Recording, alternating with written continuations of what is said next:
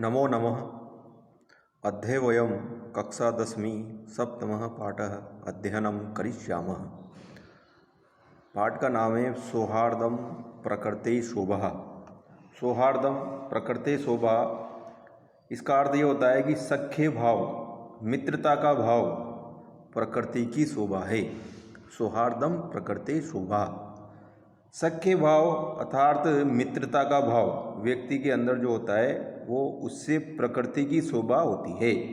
इसमें पाठ पढ़ने में हम देखेंगे अयम पाठ परस्परम स्नेह सौहार्दपूर्ण व्यवहार स्यादिति बोधयति। ये पाठ होता है, ये पाठ अयम पाठ, यह पाठ परस्परम आपस में स्नेह सौहार्द पूर्ण व्यवहार स्यादिति बोधयति। परस्परम आपस में स्नेह प्रेम सौहार्द मित्रता का भाव पूर्ण रूप से व्यवहार स्यात् हो इति ऐसा बोधयति ज्ञान कराता है, बोध कराता है। संप्रति वयम संप्रति वयम पश्यामः, अब हम सब पश्यामः देखते हैं, यत की, यत का मतलब की, समाजे समाज में जनः आत्माभिमानिन, आत्माभिमान हो गए हैं, आत्माभिमानी हो गए हैं, समाज में लोग संजाता हो गए हैं। ते परस्परम, वे सब परस्परम तिरस्कुर्वन्ति, वे सब आपस में तिरस्कार करते हैं।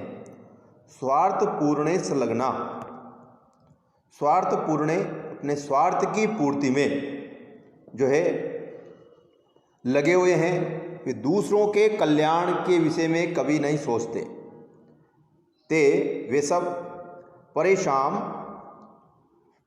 कल्याण विषय नेव, दूसरों के कल्याण के विषय में किमपि कुछ भी नहीं सोचते। तेषाम जीवन उद्देश्यम, उनके जीवन का उद्देश्य अधुना अब इदम संजातम, इदम संजातम यह हो गया, क्या हो गया, इसने एक श्लोक दे रखा है, नीचेर नीचेर अति नीच नीचे सर्वे उपाय ही फलमेव साध्यम।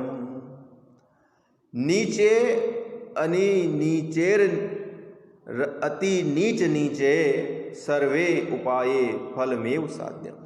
कहते हैं कि नीच, नीच और उच्च और अति नीच उपायों से फल ही सिद्ध होना चाहिए।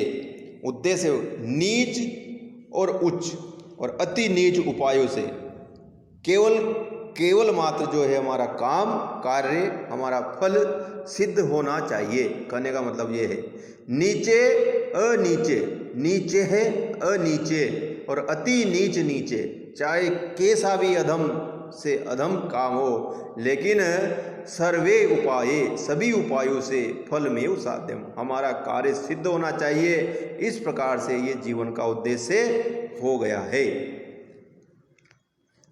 आगे हम पढ़ते हैं पाठ परिचय में, अतः समाजे, इसलिए समाज में पारस्परिक स्नेह संवर्धनाय, पारस्परिक स्नेह, पारस्परिक आपस में प्रेम को संवर्धनाय बढ़ाने के लिए अस्मिन्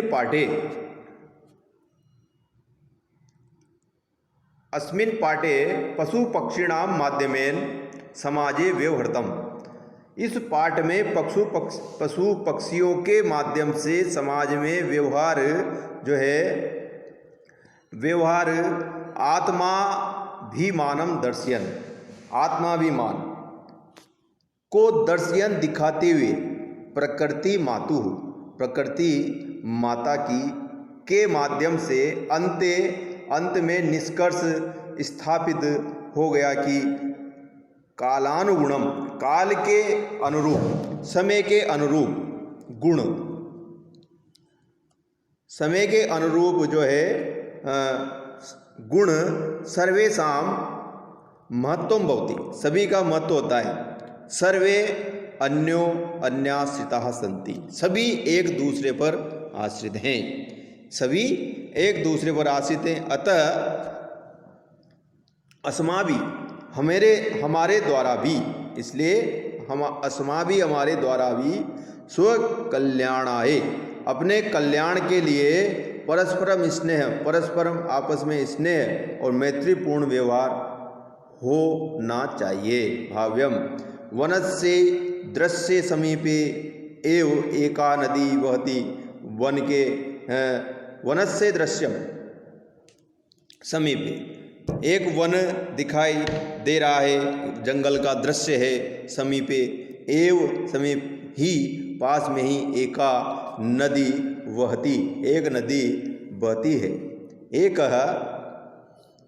एक सिंह सुखेन विश्राम्यते, एक शेर सुख से विश्राम कर रहा है। तदेव तभी एक वानर आगत्य, एक वानर आगत्य आ उपसर्ग है और गम धातु है और लेप प्रत्यय हो रहा है इसमें। आगत्य तस्य पुच्छम दुनाति, उसकी पूंछ को घुमाता है, पुच्छम दुनाति। क्रुद्ध सिंह तम प्रहर्तुम इच्छति, क्रुद्ध शेर, क्रोधित शेर तम उसको प्रहर्तुम मारने की इच्छा से, परंतु जो है वानर अस्तु, वानर तो कूर्दित्वा कूद करके वृक्षम आरूढ़, वृक्ष पर चढ़ जाता है। तदेव तभी अन्य अस्मात् वृक्षात्, अन्य वृक्ष से जो है अपर वानर, दूसरा वानर, सिंह से, शेर की कर्णम आकृत से कान को खींच करके पुनः फिर वृक्षोपरि, वृक्ष के ऊपर आरोहति चढ़ जाता है। एवमेव वानरा, इस प्रकार से वानर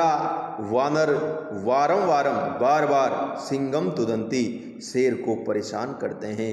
क्रुद्ध और क्रुद्ध शेर इतस्ततः इधर उधर धावती दौड़ता है, गर्जती गरजता है, परंतु किमपि कुछ भी कर्तुम समर्थ, करने में असमर्थ रहता है।